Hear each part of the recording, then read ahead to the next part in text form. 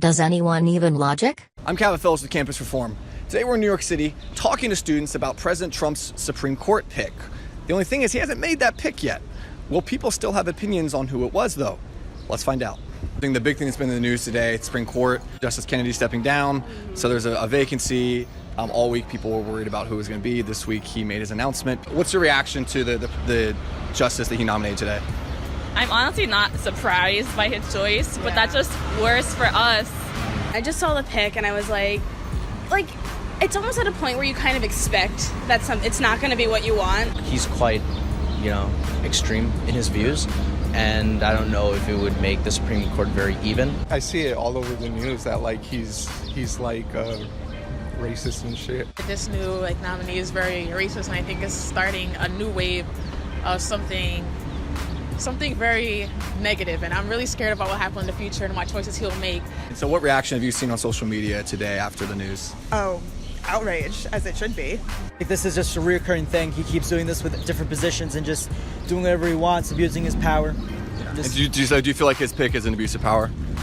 Basically, yeah. His entire cabinet and everyone he's chosen has been the white supremacist Legion of Doom, and it's dangerous to everyone who looks like me. Do you feel like the Supreme Court nominee today kind of falls in that same line? Of course.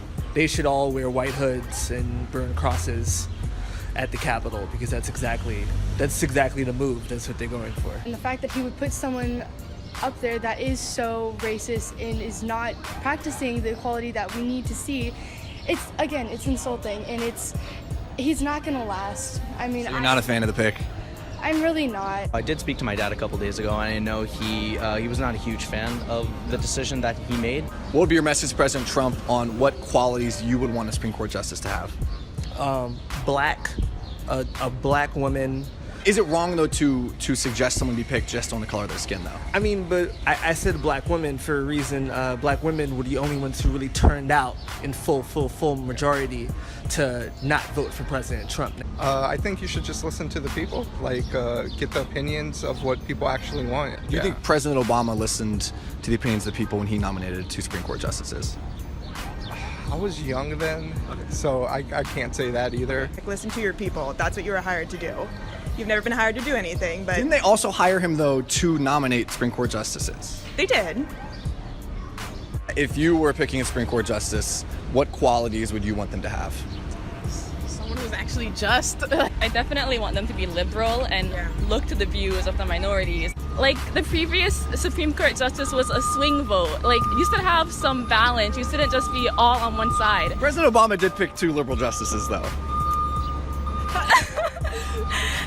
But now it's all conservative. We have to just keep getting our voices out there. Keep resisting. Yeah, we have to. Because, obviously, if that's his pick, then, there's nothing we can truly, do as, citizens other than, really get our voices out there. That is not. Austin, Texas. A city of great coffee, great food, great conversation, and people who want to vandalize our property and see us die. Meet He's just your local transgender juice barista who calls for acts of violence in his spare time. What kinds of acts? Like publicly posting our specific location with calls to visit us, slash our tires, and teach us lessons ensuring that we'll never make ourselves vulnerable again. How do we know that he, she, Z meant business? Because he, she, Z said so while recruiting the same friends who helped him deface the Robert E. Lee statue at UT. Silly. That's a crime too. Hey, pretty good. Remember me? No. No? You don't remember me at all? Steven Crowder at all? No, not familiar? No. This is you threatening to slash my tires here? Oh my god, dude. You need Remember to this? chill out. Slashing my tires, and actually, funny enough, also the Robert E. Lee statue seems you helped deface. We're trying to work. Let me ask you, why do you think it's okay to threaten to slash someone's tires? Hey, I didn't, dude. Predictable, Z. The first instinct is always denial. But why did you do this, oh man? Well, you realize that you put our crew in danger. Lucky for us, we had a Bristol board. How about you check this out here? Before we'll leave this. Yeah, I'm a conservative who has a difference of opinion from you, and I've never threatened actions of violence. I've never threatened to slash anyone's tires. You need to get out, or we're gonna call the police. You know what? Let's call the police officers. Because, matter of fact, we actually have it. No, actually, I would like to speak with the police. We're about to file a report very soon. Okay, you should do that, man. This is a part of being a man, is owning up to the actions here. When you threaten violence against someone. When you threaten violence against someone, part of being a man is taking ownership of your actions, taking responsibility. Please step can you out. understand? Here, look, I'll help you. I'll take your poster outside for you. No, I'd like you to keep it here for when the police arrive. But I would love it for when the police arrive, because that's actually evidence, so I'd like to keep it. Or where did you put the board? Absolutely. One of your friends nicely yanked it out of my hands, and he has it outside. Gosh, so they got slightly Yankee. So a little Yankee, a little Yankee, a little Yankee. A little Yankee.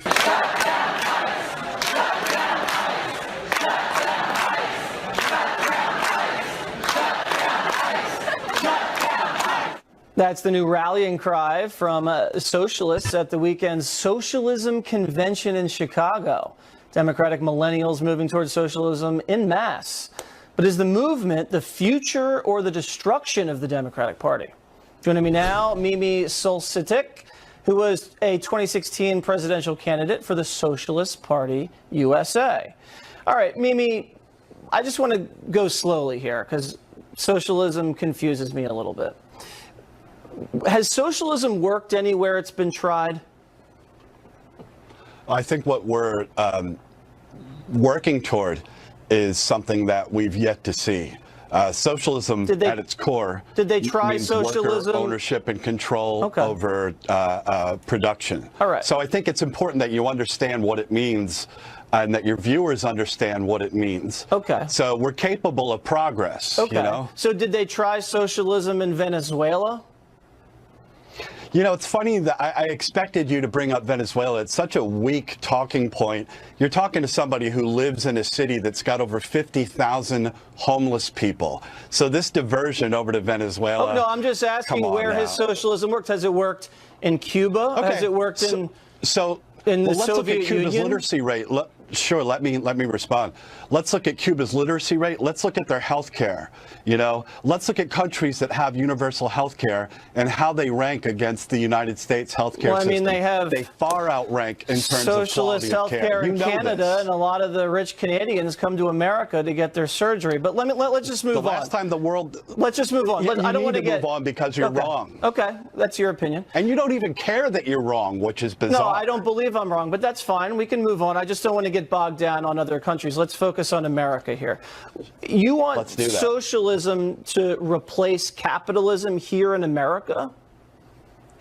Of course I do. I mean, to say that I'm a socialist, that I don't want to see an end to oppression and exploitation, of course I want to see socialism replace capitalism. I pay about 50% in taxes to the government. How high would you like to see my taxes raised to?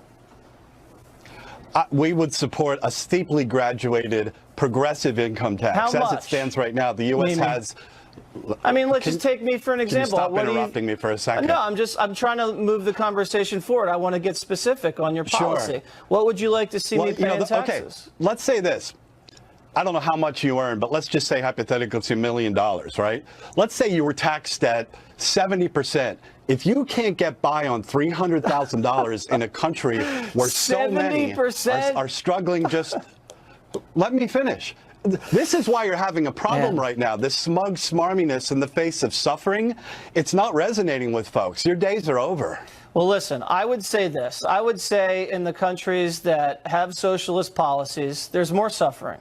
In China, in Cuba, in Venezuela, and the Soviet Union, that system didn't work. And it wasn't those countries, and it's not those countries that feed the world and protect the world. It's the United States of America, and we have capitalism the United at States its foundation. Destroys the world.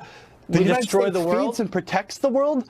You got to be kidding me. Conservative estimates since World War II show that the U.S. has killed at least 20 million people since World War II. The United States is an imperialist country. Its riches are built on the backs I don't know what you of would the have world's done with oppressed, Nazi of the Germany. developing world. I don't know what you would have done with Nazi Germany, but I talking think points are America just- made the right decision there. Are so weak. Mimi, I will have you back on, and we'll give you more time, and we can discuss things in more specific. But you know what? We got to pay the bills because we got to sell advertising. We got to have a commercial break. I know you do. Come da porca picchita va bene, se tu la parla miezza americano, quando si fa l'amore sotto la luna, come da bene in capo di I love you, papà l'americano.